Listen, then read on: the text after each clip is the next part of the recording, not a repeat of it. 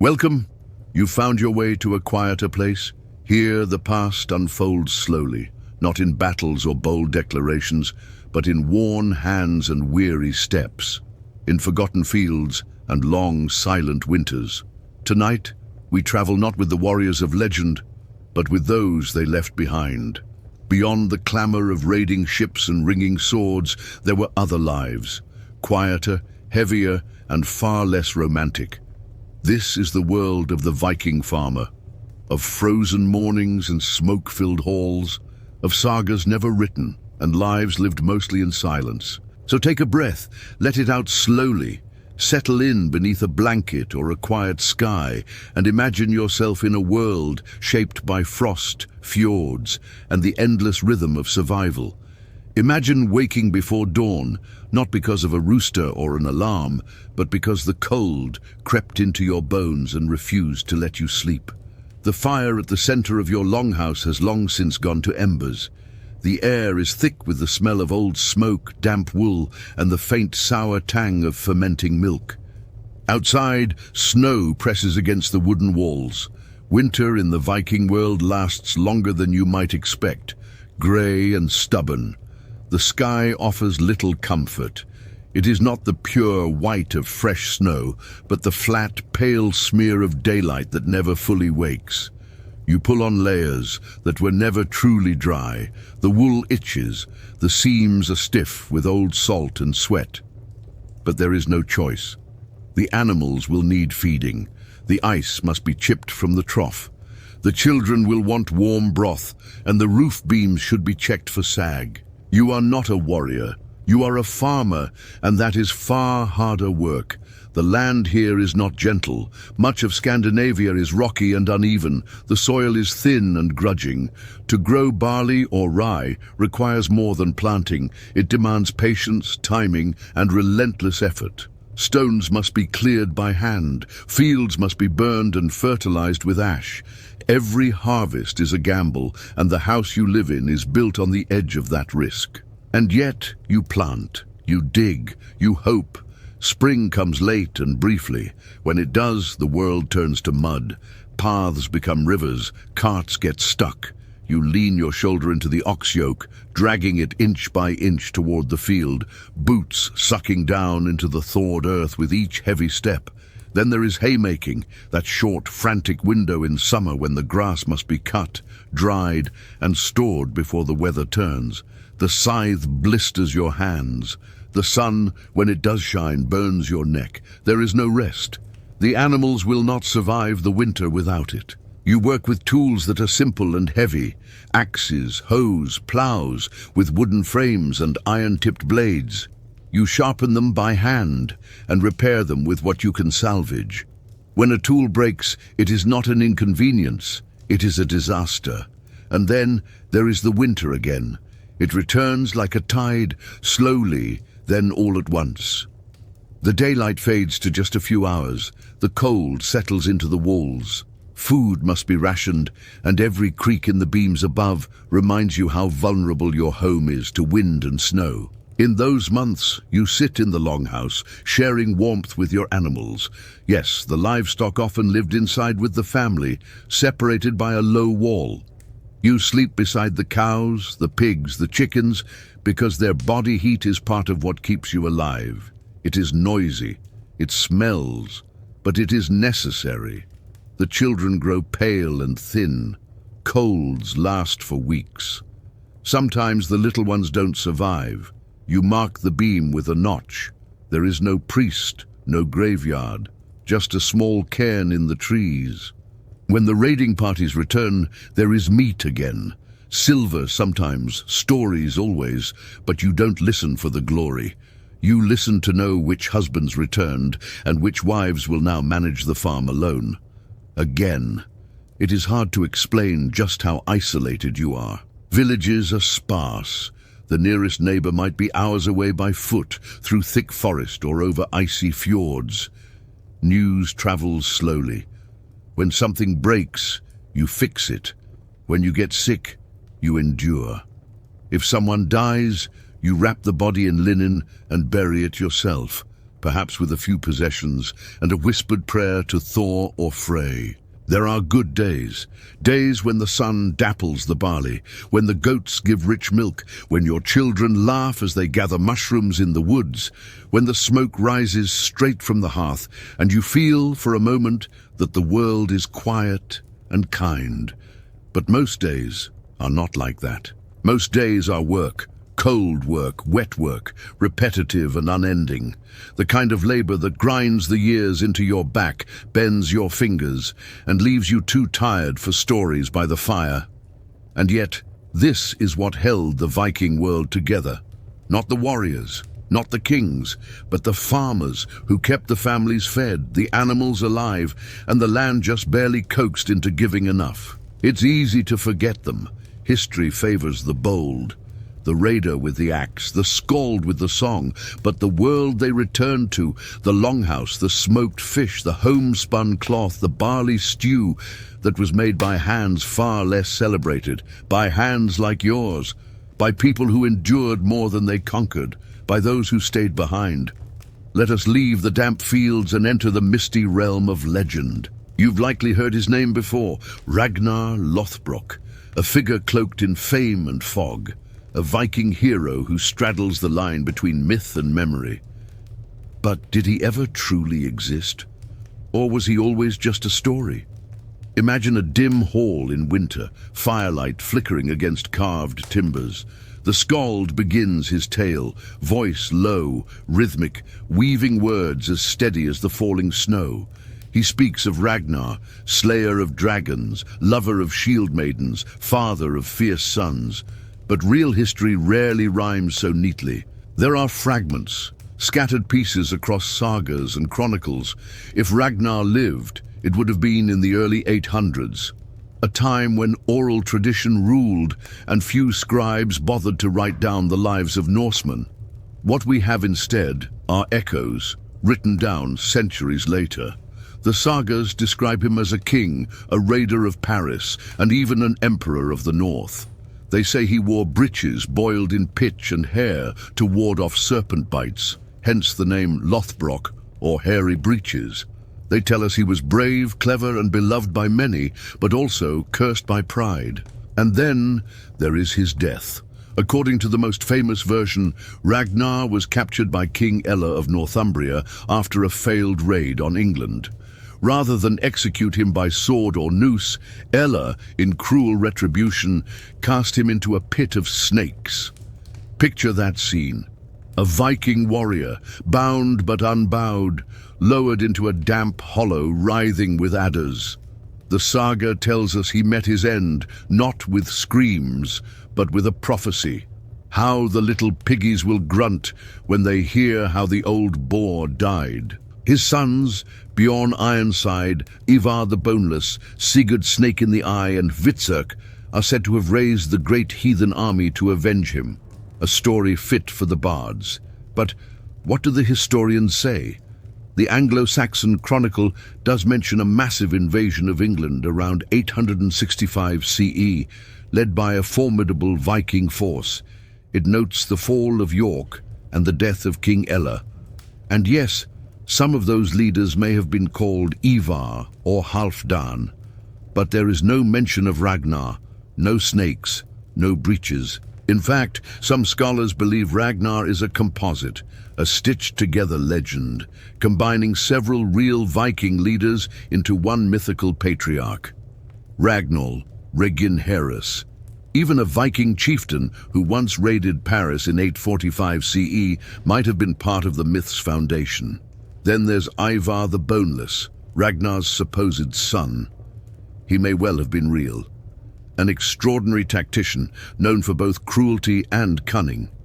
His epithet, boneless, might refer to a genetic disease, or to how smoothly he moved in battle. Or perhaps it was metaphorical, a poetic flourish. This blending of fact and fiction was common in the Norse tradition.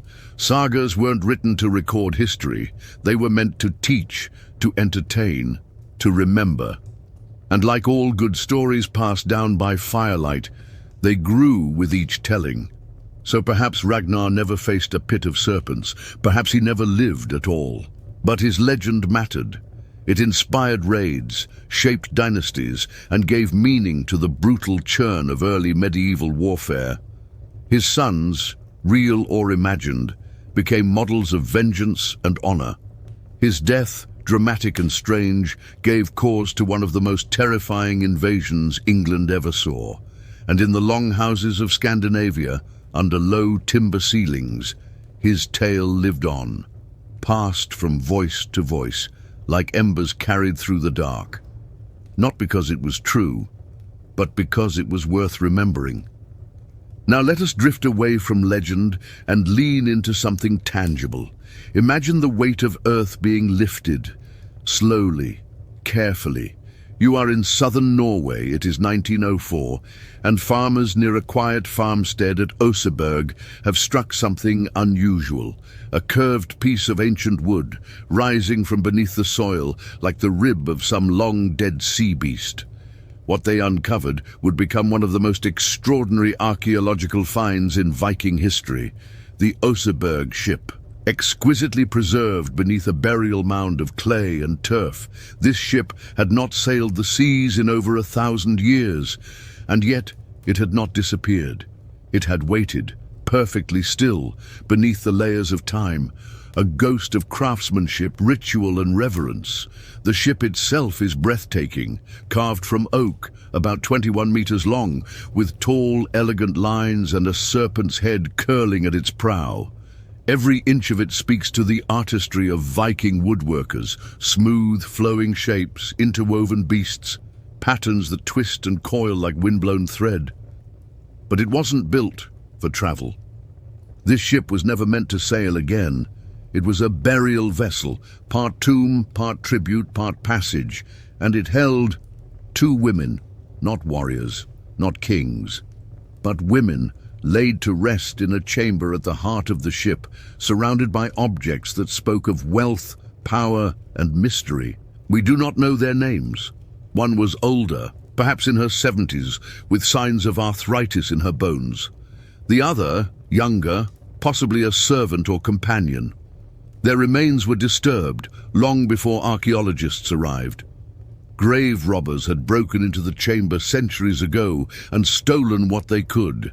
And yet so much remained. There were intricately carved wooden carts, sleighs painted in faded red and blue, buckets of imported bronze and iron, kitchen tools, looms, beds with delicate inlays, even woven tapestries, so rare in Viking finds, whispering tales in thread, horses, processions, perhaps religious scenes we no longer understand, and food, dozens of buckets filled with apples, hazelnuts, wild berries, flatbread, slaughtered animals, prepared as if for a feast, the final meal for a long journey.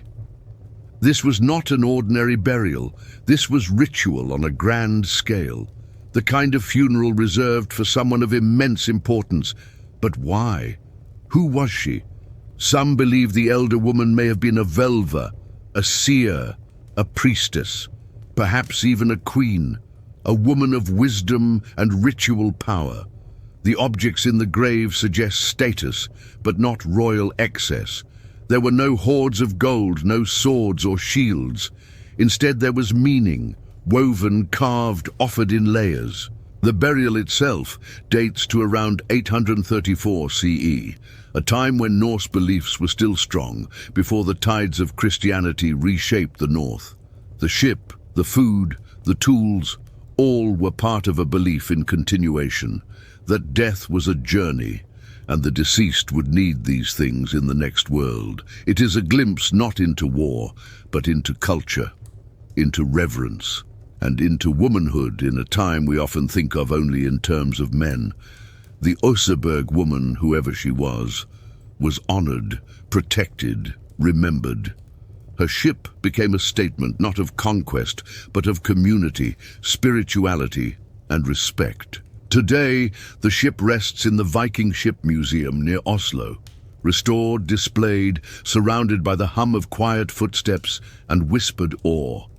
But in your mind, imagine it as it once was, a grassy hill above a fjord, mourners in furs and woolen cloaks, Smoke drifting from pine torches, the scent of crushed herbs and fresh earth, and at the center, the ship, still solemn proud, cradling two women beneath woven blankets, beneath the sky.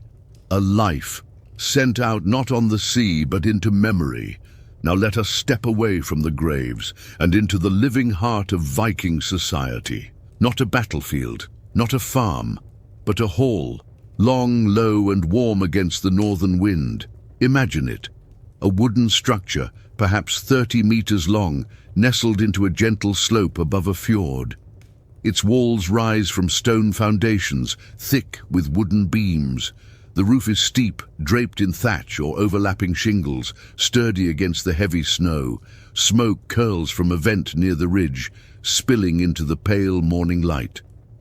This is a Jarl's longhouse. To be a Jarl was to be something like a chieftain, not quite a king, not quite a farmer, a leader of men, a keeper of land, a voice in council. His hall was more than a home. It was a seat of power, a center of hospitality, a place of judgment, feasting, and stories. It was both shelter and symbol. Inside, the longhouse is dim and warm. The hearth stretches down the center, a line of glowing coals and gently licking flames. Smoke curls lazily up toward a smoke hole in the rafters, darkening the wood above with centuries of soot. The walls are hung with woven tapestries, scenes of myth, animals, ships. Not colorful, but patterned, earthy reds, shadowed blues. Benches line the walls, furs are thrown over them for comfort. Guests sit here, and retainers, men sworn to the Jarl. Behind them, raised platforms with sleeping spaces, storage chests, finely carved wooden posts, and at the far end of the hall, the Jarl's seat. It is not a throne in the royal sense, but it stands apart, raised slightly, marked with the emblems of lineage or victory. Here, the Jarl listens. Here, he decides. And here, he drinks. The air is thick with the scent of burning wood, boiled meat, and the tang of fermented honey. Mead is poured into horn cups. Bread is torn by hand. Stew simmers in great pots, thick with barley and root vegetables.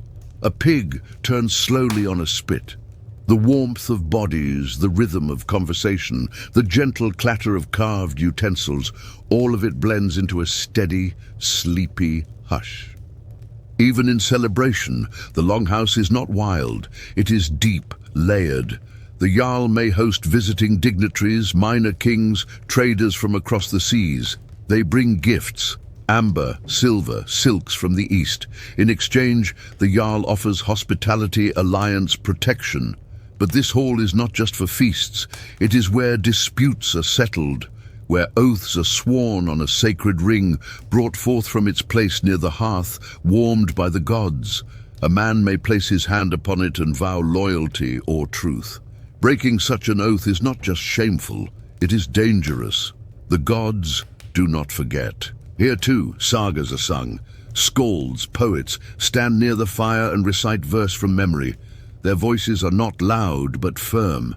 They speak of Odin's wisdom, Thor's strength, Loki's tricks, of longships and sea foam, of lovers parted, of vengeance taken, of kings risen and fallen. Their words rise with the smoke wrapping around the beams, becoming part of the house itself. The Jarl's household is large. His wife, often a powerful figure herself, oversees food, trade, household labor. She may wear a ringed key, symbol of her control over stores, wealth, decisions. Daughters weave cloth, prepare herbs. Sons train with spear and shield. And beneath them all, a quiet network of thralls, bonded servants, often captured in raids or born to the role. Their presence is constant, but quiet. Cleaning, cooking, repairing. Even in power, the Jarl lives with risk. Power must be maintained. A winter gone wrong, a feud unresolved, a rival growing bolder, any of these can unravel what has been built. Honor is as fragile as it is vital, and so he listens. He rewards loyalty. He offers gifts. He is visible, always visible, at the high seat, at the feast, at the ritual site, at the shore when ships return. And yet, there are quiet moments. A hushed meal with only family, the Jarl sharpening his own knife, a wife weaving in the amber light of the hearth, a child sleeping beneath a bearskin. The Longhouse is not only a place of command, it is a place of belonging. Outside, the wind howls across the fjord, snow drifts against the walls, but inside, the rhythm of life continues. The glow of fire, the slow sip of mead, the low murmur of voices. The pulse of a community, held together not by strength alone, but by memory, ritual, and shared warmth. And as the flames settle into coals and the hall dims into night, you can feel it, not the roar of Viking conquest, but the slow, steady heartbeat of a people who endured. And now the fire has burned low, the Longhouse is quiet, the tools are laid aside, the sagas for tonight have been spoken. You've walked through fields heavy with frost and effort. You've traced the blurred lines between myth and truth, where Ragnar's story flickers in and out of history. You've stood at the edge of a burial mound, beneath the quiet gaze of carved wood and woven tapestries, and looked into the mystery of a woman's honored rest. And you've sat beneath timbered beams in a Jarl's warm hall, where power hummed quietly beneath layers of wool and ritual. This is the other side of the Viking world. Not the crashing of waves against a dragon-headed prow, but the steady dripping of thawing snow from the eaves of a barn. Not the clash of swords, but the creak of a loom. Not conquest, but endurance. Not glory, but survival. History often forgets the weight of ordinary lives, the farmer's frost-bitten fingers, the servant's footsteps, the child listening to stories beside a smoky hearth. But here, in the hush of night, they linger, still, present, echoing gently through the centuries. So rest now. Let the past settle like snow across your thoughts. Let the old rhythms of labor, of loss, of life fade into the quiet. You are no longer among fjords or frost, nor in the firelit halls of chieftains. You are here, safe, warm, still. Thank you for drifting through history with me tonight. Until next time, sleep well.